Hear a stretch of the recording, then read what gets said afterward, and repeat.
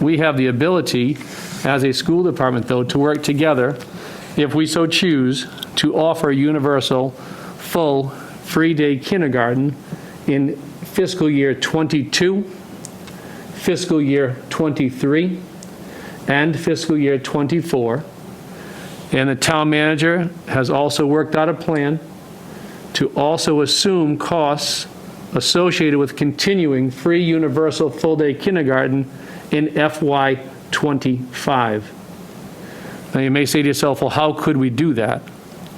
We've been blessed, if you want to call it that, with receiving additional funding streams through competitive grants and entitlement grants. Some of those entitlement grants are the ESSER 2 and ESSER 3 funding, which is a total dollar figure of around a little over north of $5 million. I'm absolutely in favor of using that money for full day K. I am a big proponent of full day K.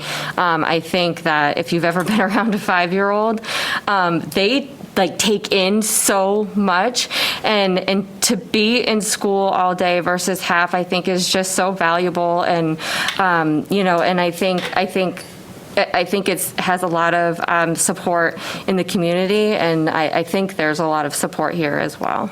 Yeah, I tend to agree with that. I think it's a long time coming that we have full-day kindergarten, and I think it's in line also with, if you watch President Biden's speech the other night, it's in line with what the federal government is aiming for, and I think a lot of states are aiming for now is, there's a big focus on education. I said since day one, when I first started on school committee, this was a goal of mine for this district, so I'm absolutely in favor of it. I think it's also important to remember that I was looking up the data, and the data I had was from 2018, 2019. There was well over 300 districts, 24 are still offering partial or something like that. So, I mean, we're in the small minority of districts not offering full-day kindergarten to all our students, and I think, with this year that we've just had all of that put together, it's something that's pretty important in my view. So this has been a goal and objective, I think, of the school committee for at least 10 years. My only caution generates some pause. It's the Commissioner of Education. And it seems that, I think we need to wait till June 14th, but if you're looking for consensus, I think that, that goes. But I'm thinking that there's going to be some edicts coming down for remedial programs for people currently in kindergarten through 11th grade. And I wouldn't want to put our backs against the wall by making that commitment tonight to full-day. Absolutely, everybody agrees full-day kindergarten has mountains of positives to it. But if we get a